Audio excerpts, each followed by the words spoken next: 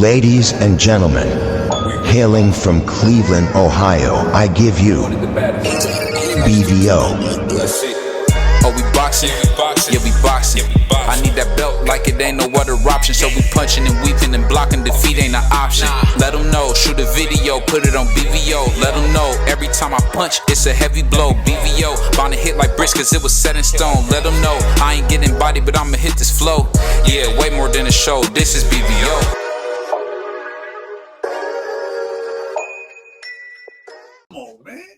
Oh, here we go. We got my man Mike. What's going on, man? That's crazy. What's going on? What's going on? What's going on? Brother Mike, what it is?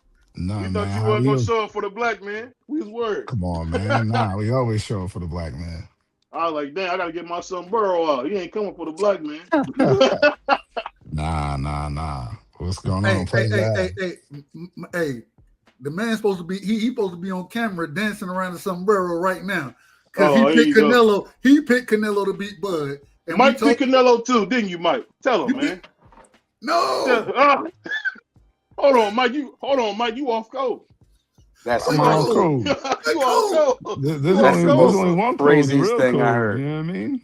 Hold on, you light skinned, man. You light skinned like me. You supposed to be for Canelo, man. You off code. That's insane.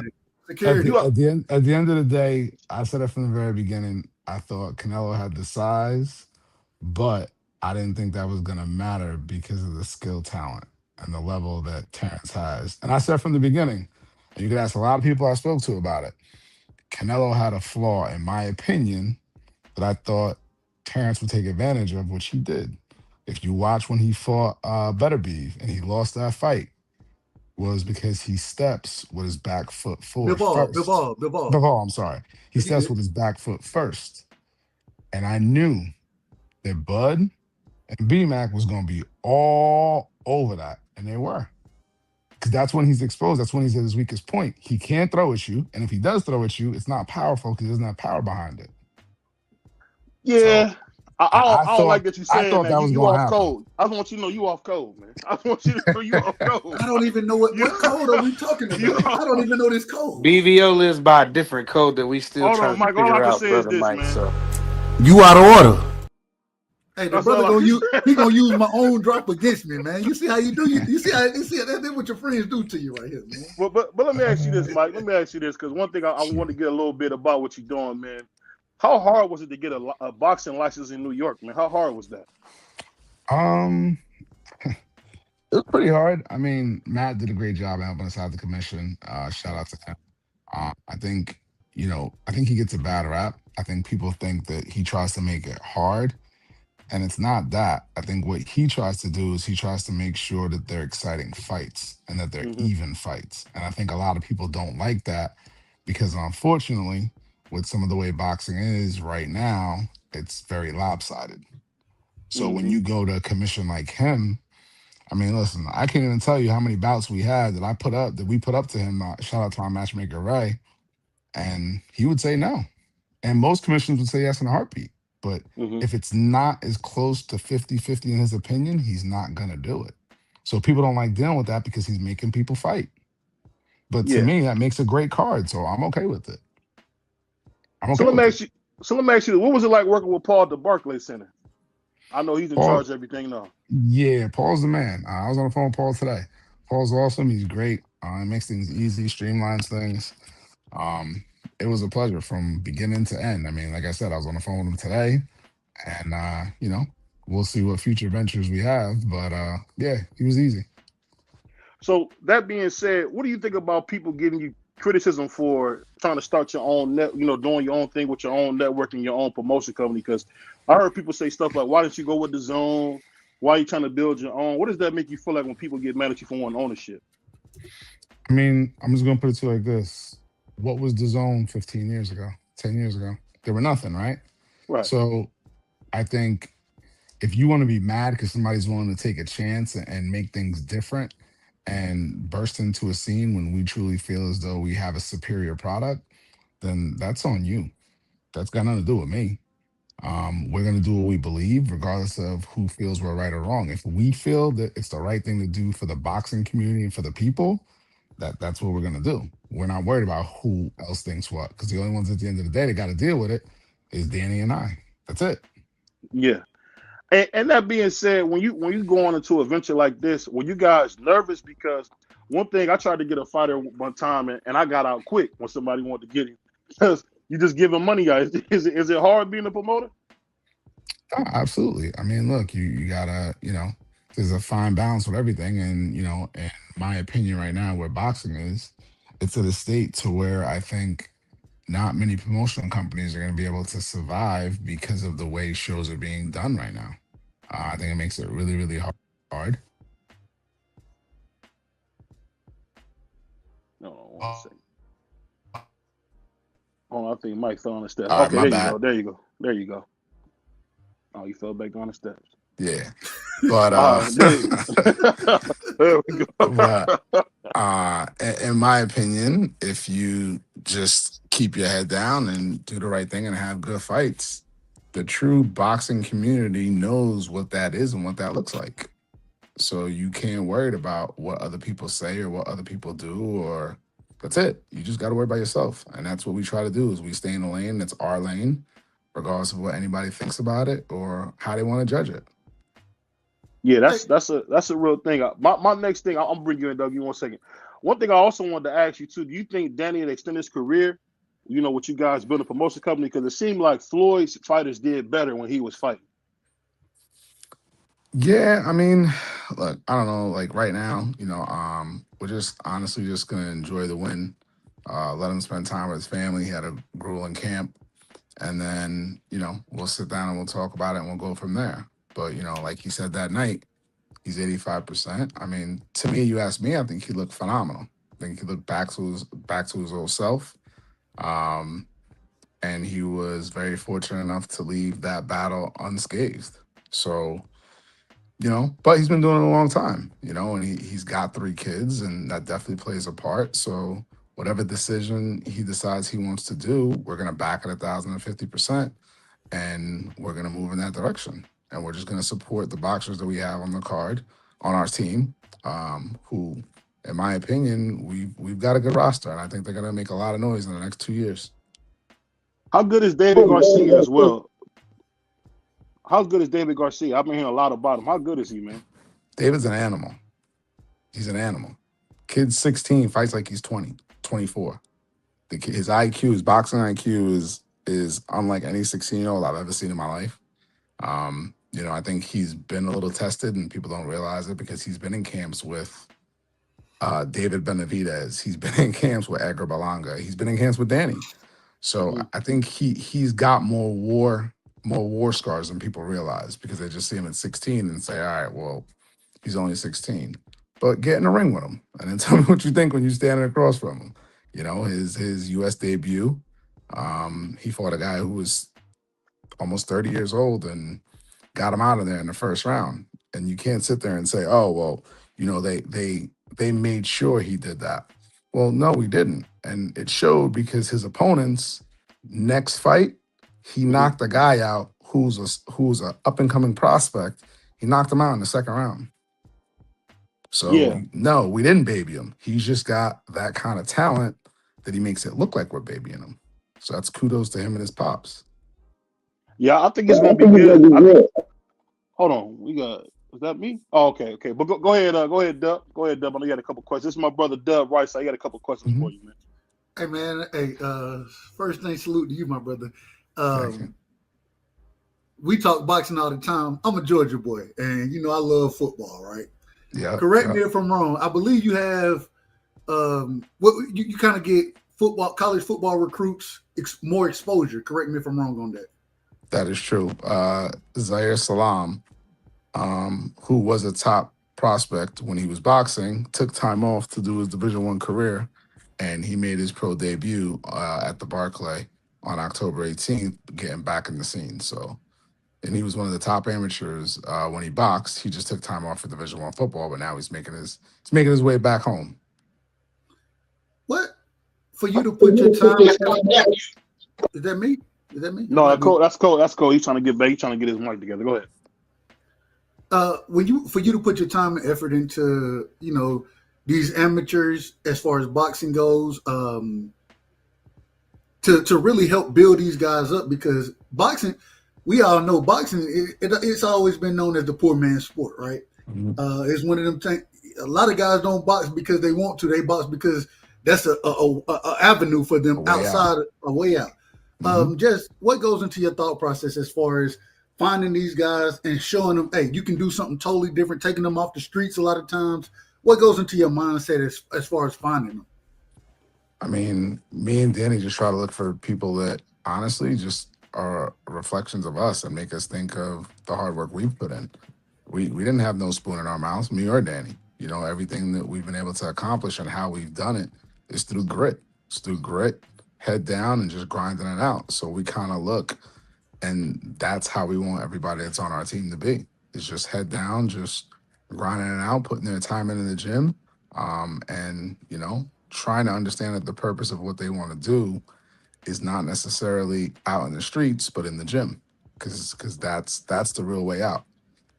So I think family plays a big part in that, and we like to make sure that, you know, that they come from a good family, a good background, they have their head on their shoulders, and we just try to help them guide from there and hopefully potentially build them to be world champs.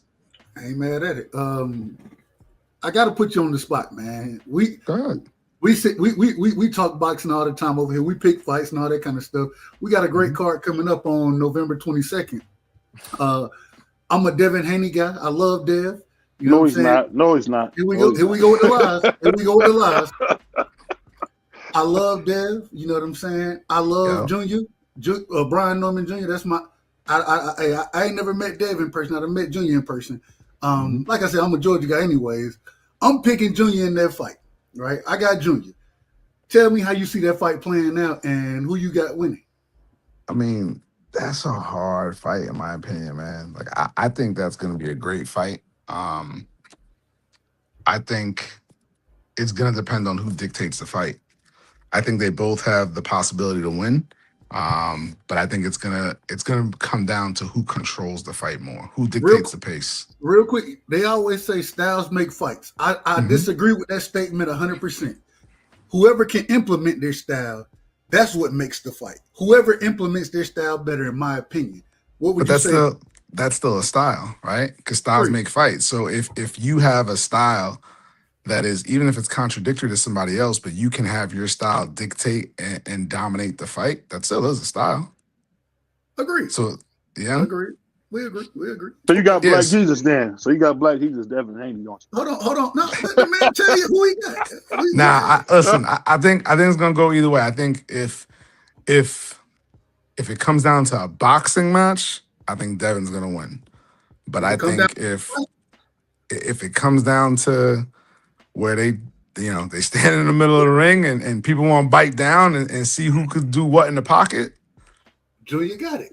I think Junior got it. So that's why I said I think it's going to be dictated by the style of the fight. And listen, and I know Devin. Devin's a great guy. I've never met Junior or Senior, so I don't really know them. I'm just speaking on experience. And Devin's a great guy. I mean, I spoke to him, his pops. You know, shout out Mickey Bay. Mickey's one of our fighters on our roster. Mickey helps train him. He's actually helping train him for this fight. Shout out to Mickey so Bay. I got a lot of respect for Devin. That's just my opinion of what I think the fight is. And I think that they're both great fighters. And like I said, I think if it comes down to a boxing match, I think Devin is going to win.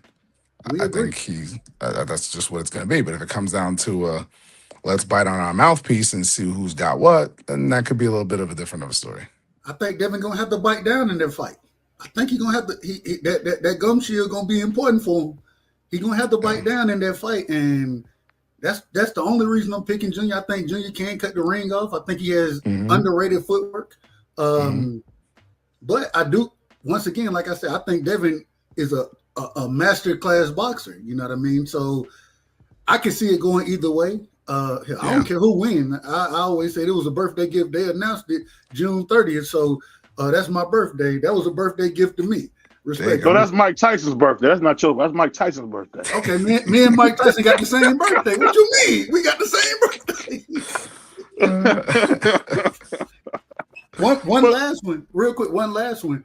Abdullah Mason. I don't know if you had a chance to speak to the brother, anything like that, but he's going to be fighting for his first world title.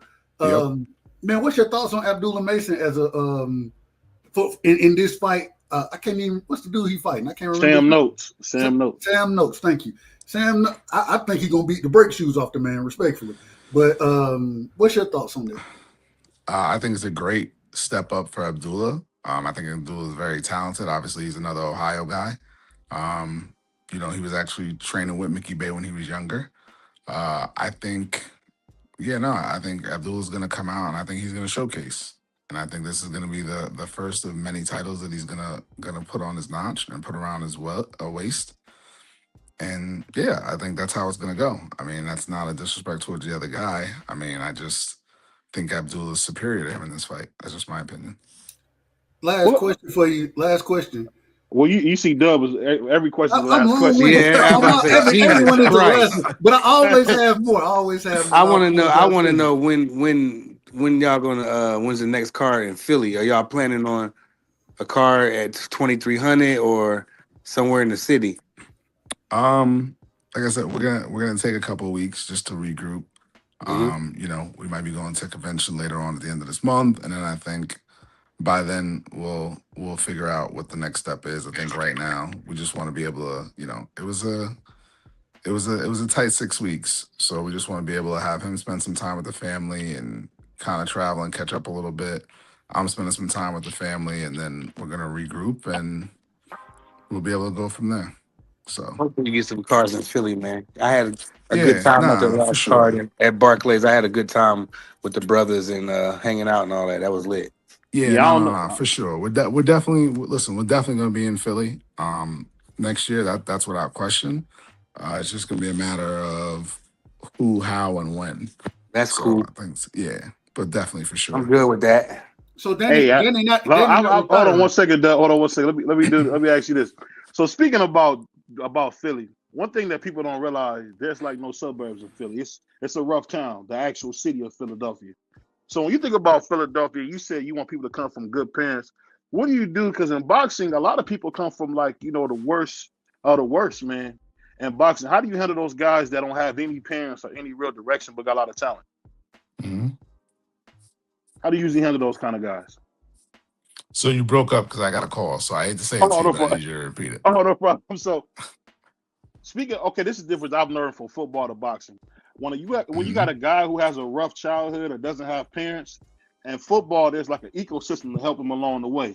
So being a promoter, if you see a guy with a lot of promise, but how do you decide if you're going to sign him if you don't have the right people around you?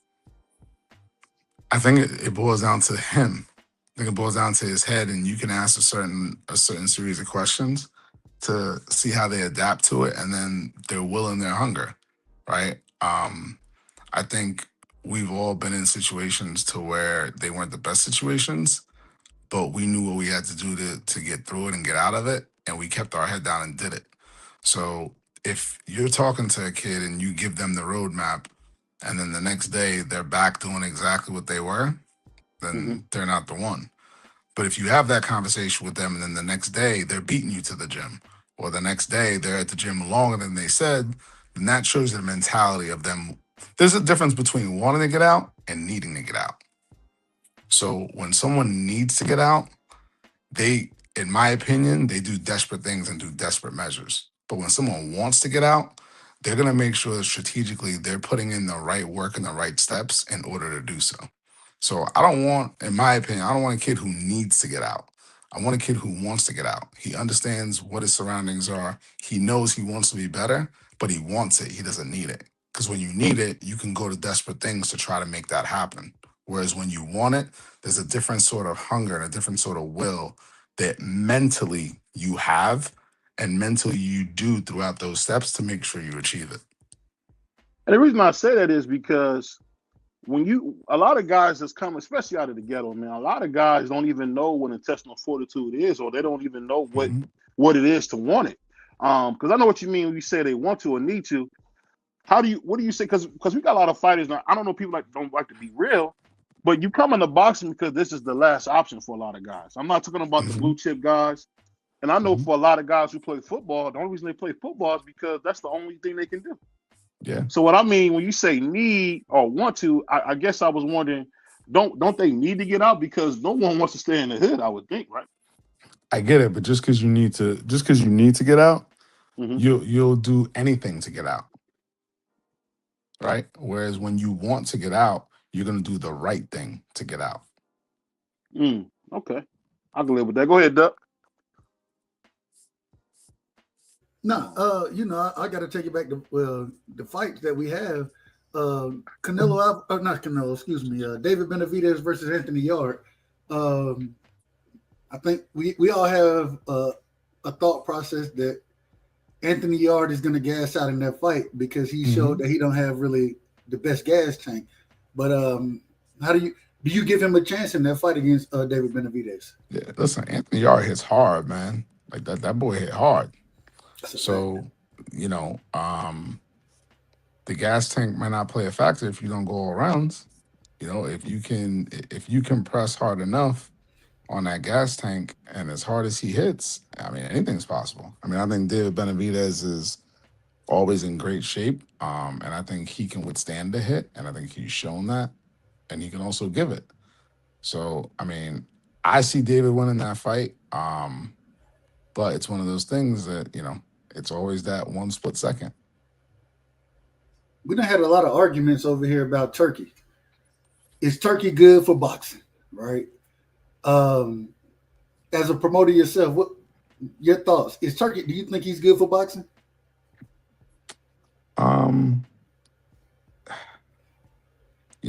I think on that aspect, I try to stay away from that, honestly. Just because I try to worry about what we do and what nobody else is doing. And I think that some things that happen throughout the sport of boxing is actually history repeating itself. But it's different when it's different people doing it. So, I try to stay away from that and just, we don't mind working with anybody. If a fight makes sense for our fighters and if someone wants to be involved, we're okay with it.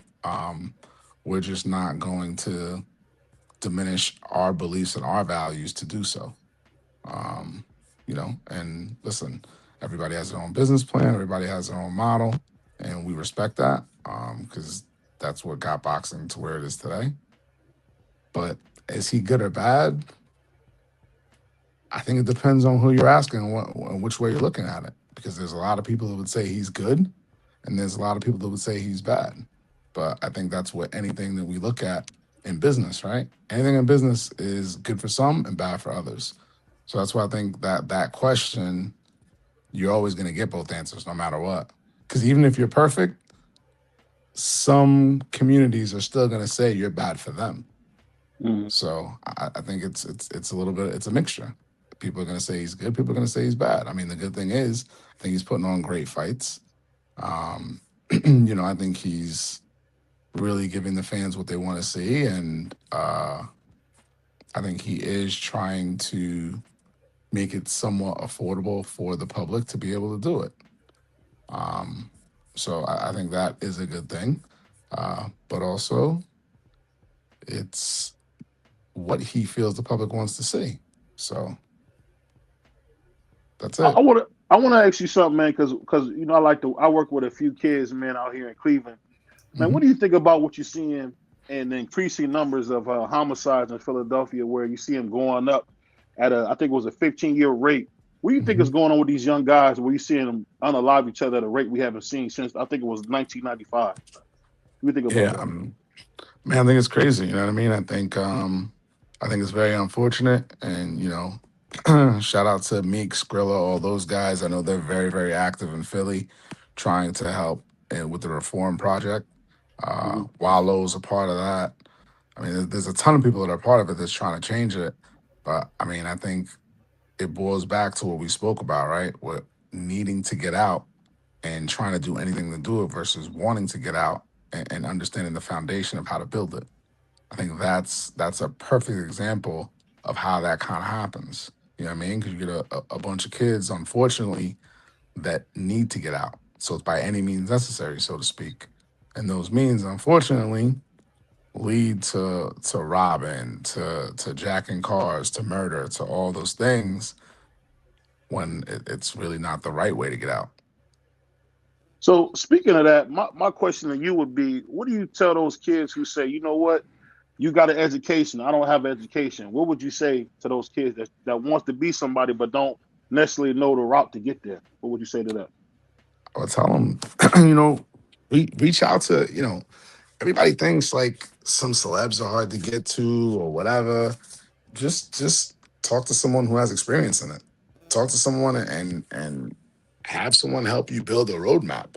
I think that's what a lot of people don't try to do is, you know what I mean? Speak to someone, tell them what your goals are, tell them what you want to try to do and see if they could help you map that out so that you don't have to go down that road. But I think that's the thing, unfortunately, they can't go to people in their own household because they're doing the same things. But you got to look outside your household sometimes. Sometimes it's not the family members that's going to lead you in the right way.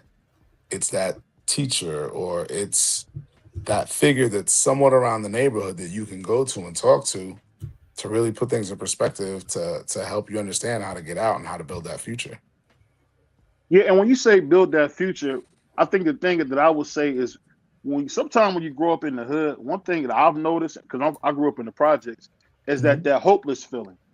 I don't know. I don't know if people know what that is. When you feel like there's no way that you'll ever survive what you're going through, and I think a lot of kids, unfortunately, when they feel that weight of that, they Mhm. almost give up.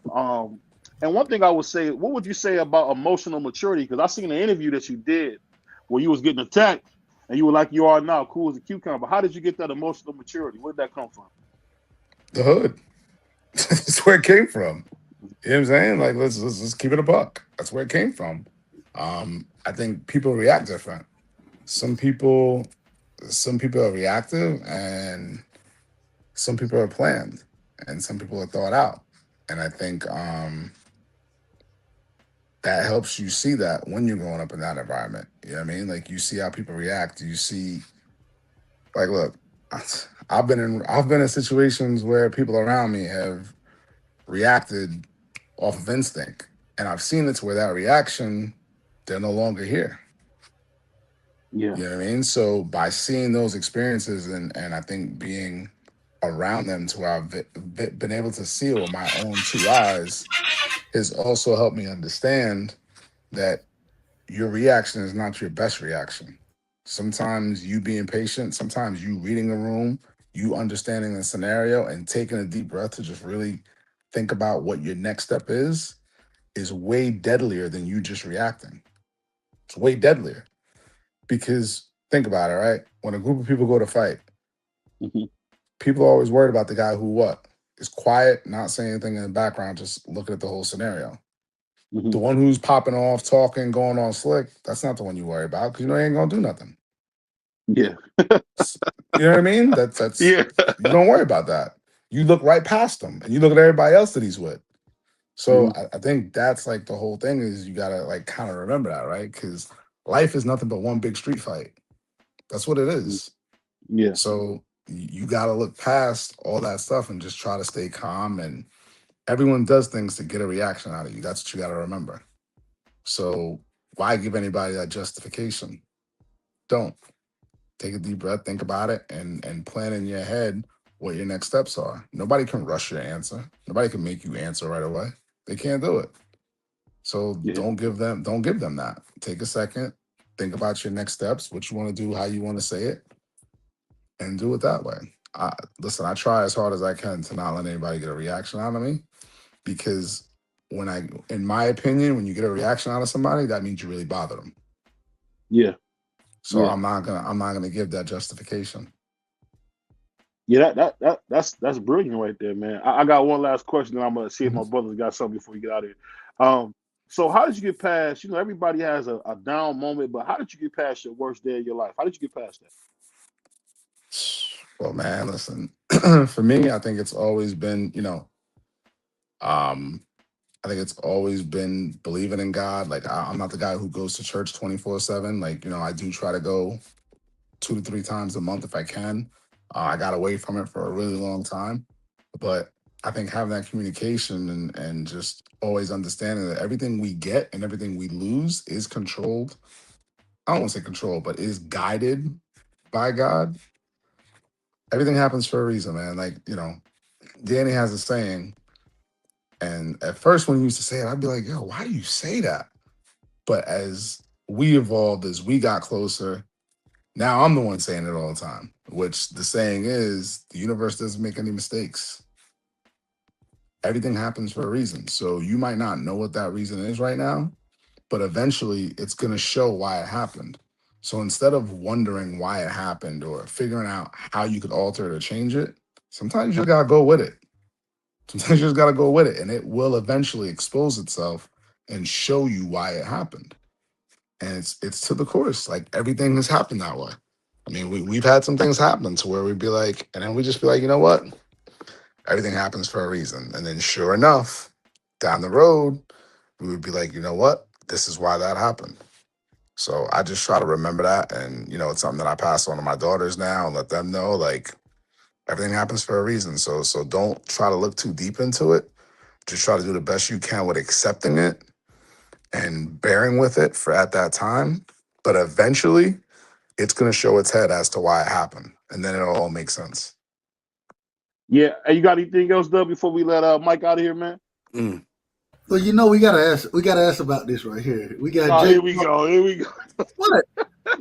Hey, look, hold on, man. We're gonna keep Brother Mike another hour. It's all good. It's all good. The last question. Go ahead, Doug. You see, hey, Mike, you see how they do me? It's all left. They treat me like the stepchild up here, man. No, we don't do. His nickname is. Oh, man, you out of order, man. You out of order. You out of order. You out of order. You hear that? Nah. This is a sick Negro. Tank Davis versus Jake Paul. Not a fight that I'm interested in. Not a fight that I don't give 2 cents about it. Respectfully. Mm-hmm. Your thoughts on it? Is it worthy of the buys? And people are gonna tune in. They're gonna tune in, right? What's your thoughts on that? Me personally, I'm gonna give you my thoughts, and that's what I do always. Tank Davis should be fighting Shakur Stevenson. He should be fighting the Devin Haney. He should be fighting the T.O.s. He should be I would love a rematch with Lamont Roach. Mm-hmm. But he's going to fight. He's fighting Jake Paul.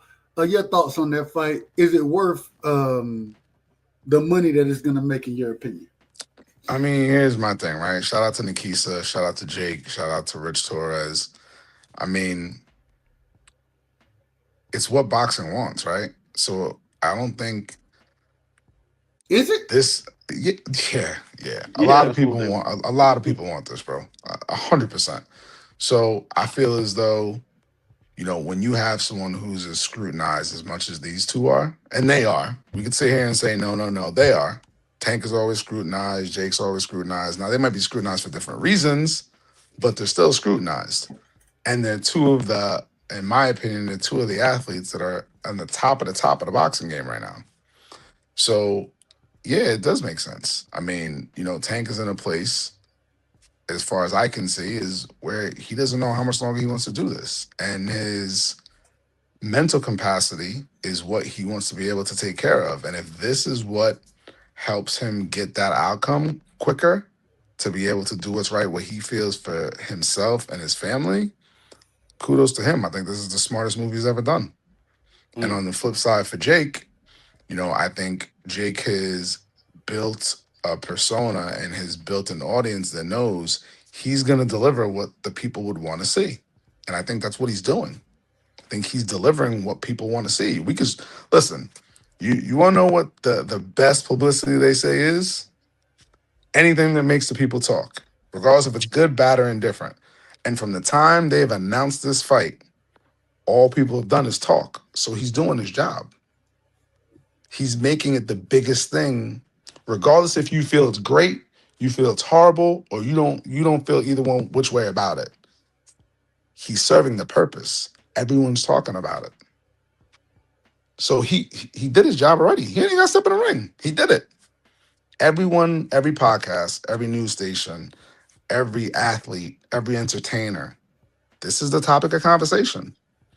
So once again, he's proven that he sells. So that's exactly why every single person is knocking on his door to try to fight him next. Because you can say whatever you want about him, he delivers. He delivers. When My he does a fight, people are talking, and that's what you want as a boxer, right? So that's why people are lining up to fight him next, is because they're saying, "Oh wait, I want a little bit of that." He knows how to promote himself. There's nothing wrong with that. my problem ain't Jake Paul. My problem is Tank Davis. And the Why? reason I'm Why? gonna tell I'm gonna let you know why. Yeah. Because if Tank would have fought Devin and Shakur, I think those are much more realistic competitive fights.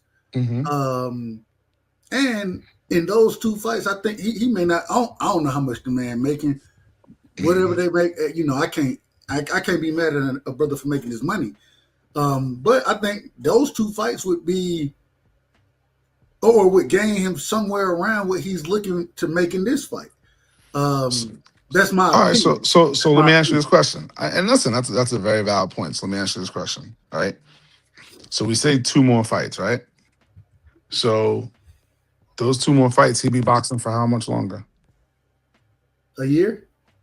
Year and a half. So he has to go through 2 training camps, 2 media days, 2 weigh-ins, 2 of everything. Whereas he's able, after this fight, to make his decision based upon solely how his mental condition is and how he feels about the sport of boxing taking a toll on his personal life and his family life. Kudos to him. I think he made the right decision. He's controlling his destiny. And I get it. Don't get me wrong. Those are 2 fights I think, hell, I'd love to see. But at the end of the day, I think the thing that we forget, right, and the thing that we don't think about and we don't mention is at what sacrifice? Those 2 fights, what is he going to be truly sacrificing? No one cares. No one's asking that question. No one's caring what mental capacity he's going to be sacrificing to do those 2 fights. I say this all the time. I'm a selfish fan. Very selfish. Well, I feel you, but I feel you. You know what I'm saying? But like, I for understand me, that's where I look at it. You know what I'm saying? Like, we gotta also think. You gotta remember, at the end of the day, every single boxer is a person. Every single boxer has a family. They hurt. You know what I mean? They hurt. They have mental issues. It's a lonely and dark place sometimes. So we can't be judgmental of these guys that literally step in the ring and put their lives on the line day in and day out. That's not right. That's not right. Because at the end of the day, he's got to go home to his kids, look them in the face, and see how he feels about it. Nobody else. So if he could knock it off in 1 fight, God bless him, brother. Real quick. It's echo. Go ahead, Cole. Go ahead, Cole. I said I'm glad you said it, Mike, because people don't understand. Just like they can be a selfish fan, the fighter get to be a selfish fighter. If you ask any top level fighter at any point in time, if you could make 60 million in a night, why would you take 3 fights to make the same 60 million? They'll look at you and say you crazy. If you didn't manage, they'll fire you. They ain't thinking about what you think about. They trying to get paid, move on. Yeah, I mean, look, that's the issue that I think we have to, address. Because, like I said, at the end of the day, everybody's human, man, and you can't. And I'm speaking from my personal belief. Like, I don't believe in that. Like, nah, like, yo, I've seen what these camps can do to people and what they could do to their families. Not everybody sees that. So as a fan, and I would say this respectfully, you gotta. No, you fell on the step. He'll be right back. Is it me?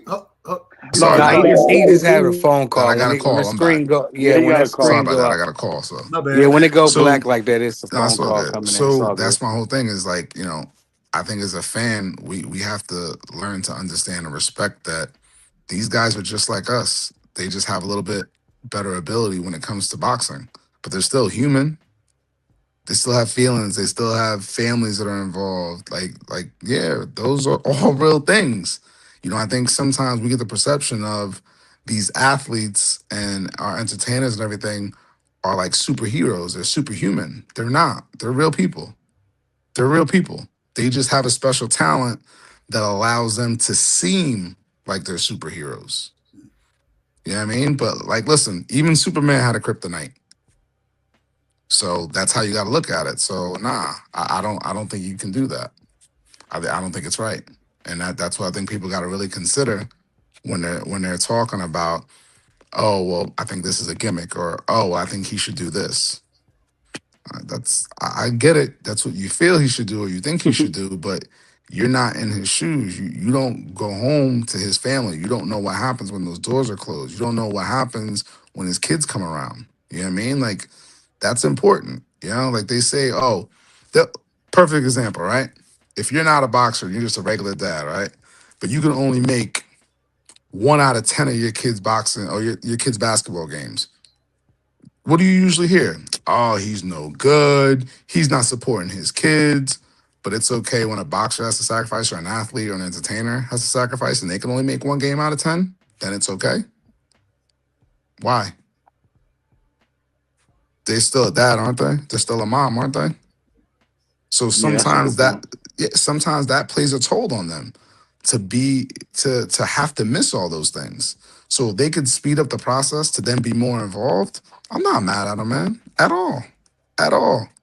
And I think that's where he's at. I think he wants to speed up some of his process to be able to really enjoy his kids and really listen. If you guys listen to the interview he did when he was going to fight Lamont Roach, he said he wanted to get help and he wanted to get his mental right.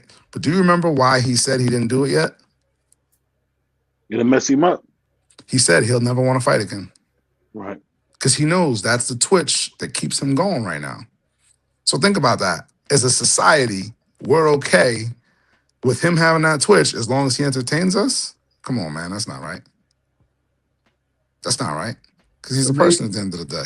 That's an amazing. Hey, it's your perspective. That's why we asking the questions around here. That's an amazing perspective. I never thought of it that way. Never thought of it. And like I say, I'm a selfish individual. Yeah. Boxing. Hey, I love boxing. You know what I'm saying? Last question for you, and this is truly my last question. Truly. Alicia Baumgardner. She's gonna be fighting Leah, and I'm gonna miss the lady. I say this respect. I'm gonna mess her last name up. Bourdain, I believe it's Bourdain, something like that. Yeah. A 3 round, and it's gonna be 3 minutes. Yep. You know what I'm saying? A 3 minute fight or a 3 minute round. Excuse me. I believe 10 rounds. Hell, she dropped the WBC belt to make this fight happen. She did. I love the Bomb. I think she got gas tank issues herself, but at the same time, what do you think about this fight? And the 3 minute rounds for ladies. What's your thoughts on all of that? I think it's great. I think it's great for women's boxing. I think shout out to Alicia, shout out to Keith Connolly. I think she did something that's amazing. I think she didn't let a belt or something stop her from being great. She had a goal. She wants to achieve something, and she's willing to sacrifice to be great. And that's what part of being great is. It's making sacrifices. So kudos to her. I mean, I think that's phenomenal. You know, her showing that her changing the record books and her taking a step in a direction for women's boxing is more important to her than a belt. So I give all kudos to her for that. I think it's great. I think it's phenomenal, and I'm excited for her, and I can't wait to see the fight. Coach, we gotta have you back on here. You rough, Mike. I say that, Mike. You rough, man. You want Alicia to get her face messed up. You rough, man. No. Still, she gonna get her face messed up. You know what I'm saying? No, Mike. You know, like I know, when I went to a couple fights, these fighters wear their scars on their face, man. People don't realize that, man. And like when I seen Andre Berto, I couldn't believe that you know he had that stuff on his face and still fighting. So I think this is horrible for women's boxing, man. I could be wrong, but I don't want to see the women all nicked up like the men get all. Why you think it? But why you think it's horrible? Why do you think it's horrible? I think it's a great idea. So somebody get beat to death. Then what we gonna say, Mike? Then they should have been boxing. You act like it's a female fighting a male. It don't matter. I mean, somebody could get knocked out and not wake up. But that's the same thing could happen in 2-minute rounds. What do you mean? It You don't know, take 2 minutes for it to happen. It could we take value 10, women 20 more than we seconds. do men. I get what you're saying, but I get to see it now. A woman laid out in the middle of the ring, sleep, knocked out, beat to death. Man, that'd be horrible for boxing. That'd be a horrible look for us, man. They'll hurt us, man. We've seen that. We've already seen it. You remember that teacher came out and she stood in the corner and that girl walked over there and knocked her head off? Who did that? I And don't that think woman had I don't think the she had no 3-minute business rounds fighting. is gonna hurt the sport of women's boxing. It's No, just me not personally. at I all. don't think it. You don't think the best woman in female and women's boxing, Alicia Baumgartner, getting beat to death wouldn't hurt the But sport? she's not the best. That's not what I said. That's not what I said. What I said is I don't think the 3-minute rounds is gonna hurt. No, she's not. No, she's not. No, she's not. Clarissa Shields is definitely the best. No, she's not. No, she's not. No, she's not. You out of order, man. Hold on. We talking about the GOAT, Alicia Here we go with the Baumgartner. nonsense. Here we go Hold with on, the nonsense. Mike. You gotta forgive my man Skillet, man. We talking about Alicia Baumgartner here, the former undisputed champion.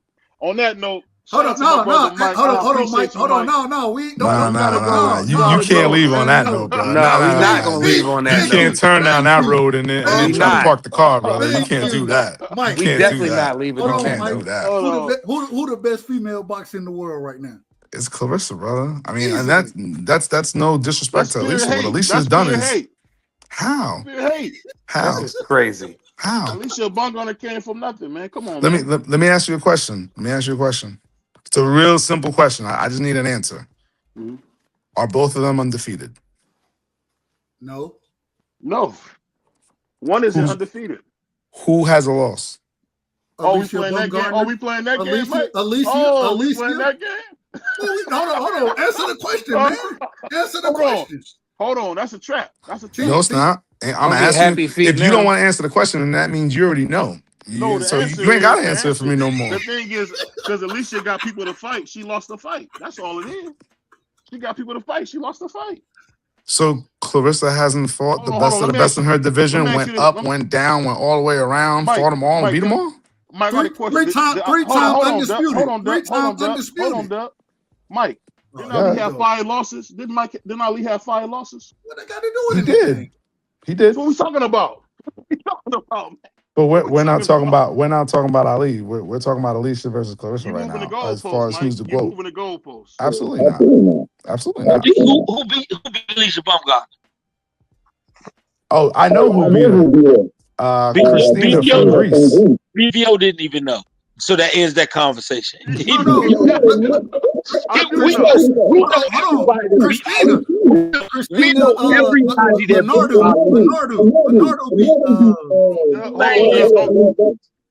Man, we know everybody that beat Muhammad Ali. Don't you ever make that comparison, boy. Ali, boy, don't you ever make that comparison. We know everybody that beat Ali, and we can say their name. You can't even say their name without looking at box record. Goodbye. And listen, at all. But listen, here's the thing, right? And that's why I said in the very beginning, this is not knocking Alicia at all. Alicia is up there with the greats. Clarissa is just the number one. She's number one right now, brother. Any way you want to deny it, you can't deny it. I say Ann Wolf. I say Ann Wolf, brother. I say Ann Wolf. I'm sorry, brother. I say Ann Wolf. Ann Wolf ain't even fighting no more. You said the quote. We said the quote. He said the quote. Hold on, Doug. You can't let Mike do this. He a slick talking dude, nice guy. Hold on. We got feedback. Hold on 1 second. Mike, I see what you did, Mike. Nice talking, nice slick talking dude. Came in here, moved the goal. You put the goalpost in your pocket, went upstairs. At the end of the day, Alicia Baumgartner is undisputed, and she fought people. Clarissa Shields is 3 times undisputed. Versus who? See versus who? Are you serious? Versus who? Nah, he's not. He's trying to embarrass us in front of brother Mike. No. What's her best win, Mike? BVO. The words of BVO do not stand on nothing. Nothing prize fighter says. That ain't got nothing to do with us. That ain't got nothing to do with us. If you see me, you're gonna see prize fighter, man. This is BVO Sports. You saw these brothers switch up, man. You gotta watch it, man. On that note, man, we'll see you, Mike. Oh, my God. Mike. You see how he running? You see how he running right now? Running real fast. Like he got his track shoes on. He got his track shoes on. I got one last question before you let Mike go. And this is a BVO and Mike question.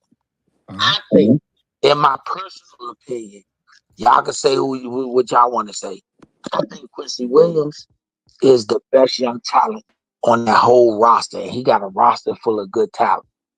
When is Mike and BVO gonna get together and have Quincy Williams on here?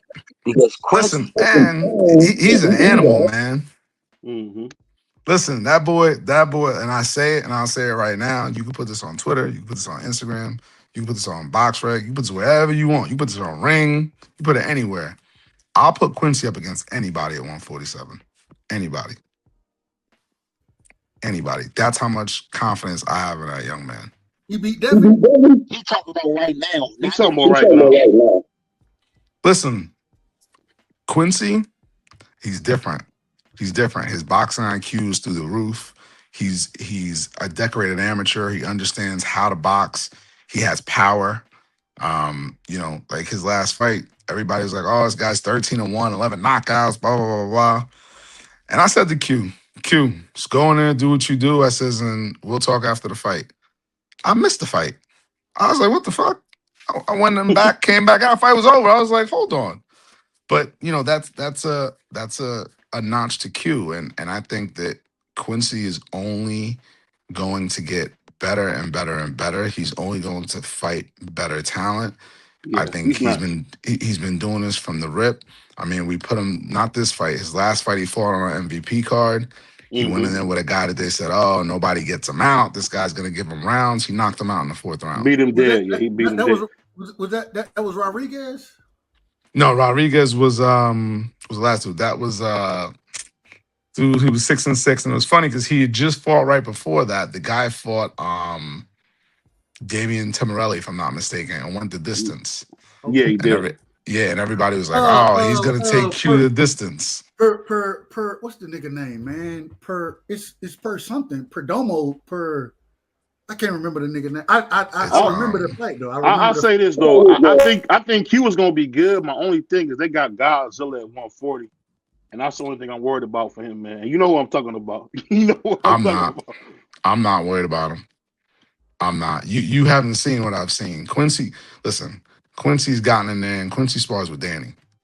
Like Quincy's different. Quincy's different. And yeah, you're talking about Jose Perdomo. But Quincy's different. What's his name? Perdomo. Yeah, Quincy, Jose Perdomo. Okay. Quincy's different, man. That kid is special. That kid, he has the it factor. Like even when he was, what was he? He was 4-0. No, he was 3-0. Mm-hmm. He was 3-0, and a guy by the name of Daniel Lima was talking I could stop him, blah blah blah blah blah. And at the time, Daniel Lima was 11-2.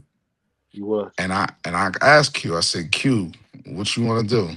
He said, what do you mean? Bring him on. I said, no problem. So we made the fight. And he got him out of there in the 2nd round, knocked him out. And I don't want to say it was easy because I never want to disrespect the opponent, but Quincy has a way of making talented fighters look easy. What? Hold on. Yeah. Wait. I think he'll be at 54 by the time Emiliano get there, though. He'll probably be at 54. Wait, did he fight? No, Quincy will be 147. Quincy will be 147. You don't think he'll fill that frame out no more? No, not for a little bit. He'll make 147 for a little bit, and he'll be there for a while. Hey man, hold on, Mike. I'm just worried about Emiliano Vargas when he get there. Does he put hands on Jalil Hackett?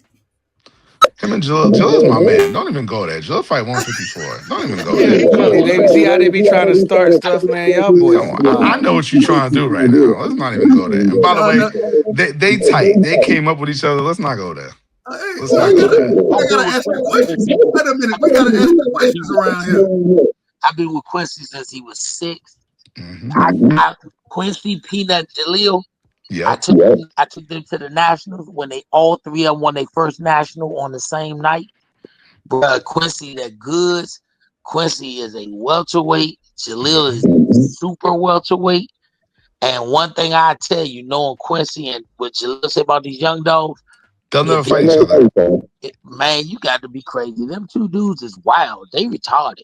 Them if it comes back, They'll be cussing you out, Mike. Quincy be saying, Mike, they offer how much? And you say our friendship, Jalil will be like, bro, if you stand in the way and get this money. Yeah, they hood, they Southeast kids, bro. Let me say it like that. Both of them is DC Southeast kids. They get the bag.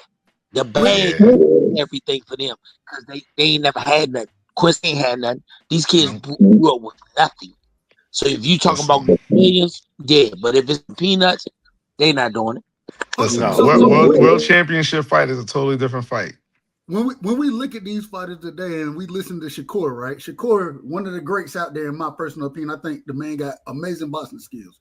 But everybody his brother, right? He said he'll go up and fight Tio, but he'll drop the belt for a Keyshawn to get the belt. And because Keyshawn is his brother. How long are we gonna be brothers in this thing? If you my brother, as Mike Tyson would say, shout out to Mike Tyson, we got the same birthday. If you my brother, you gonna make some money with me. Mike, tell him to stop saying that. He sounds crazy. Tell him to stop saying that. Keyshawn control that brotherly love. Anytime the little brother get tired of being a junior and he want to ascend to the top, they lions. Only one lion can fuck the pride. Everybody can. So when he get tired of sitting there watching his brother make legacy babies, then he gonna say, we either gonna fight or we gonna separate. That's just the only way it could be done. They can't keep doing this. My brother's keeper. They not the Hardy Boys. They not none of them brothers. They not the Steiner brothers. They not none of that. And even with the best brothers that I like who are currently fighting, the Charlo brothers at some point, and they twins, went to 2 different weight classes because you cannot have 2 kings sitting on one throne. Unless you the Klitschko's. They weren't sitting on the man every They time. had Every all the belts. They had all the belts. Every time Vitaly got his ass whooped, Vlad had to go fix it. No, it was the other way around. It was the other way around. Okay, man. my bad. Because Vitaly stayed getting his ass whooped. No, Vladimir did. Vitaly only lost to Chris Bird and Lennox. But on that note, man, I definitely can't wait to see Q. I know for a fact him and Jalil wouldn't fight because one thing people don't know, man, that'd be a dog fight. You don't want. Straight I don't dog want to see. fight. Brother Bernard just told you. Brother Bernard just told you they'll fight each other. Then 2 different weight classes. But it's gotta be for a world title. It got to fight. It got to make sense. It got to make sense. Yeah. All I know is this, brother Mike. There's a Godzilla at 140, man. Y'all stay away from that guy. We're gonna be all right, man. Man, listen to me. I think you might not have heard me when I said, just to clarify, for in case you didn't hear me, I put that boy, that man against anybody. Hey Mike, we got Jalil standing here. Hey Jalil, you and Quincy like brothers. Y'all niggas been in the trenches since y'all was 6. Do you think if Mike and Danny had a chance to put a fight together where y'all both taking home $3 to $5 million, that either one of y'all saying this fight ain't happening? Once again. What I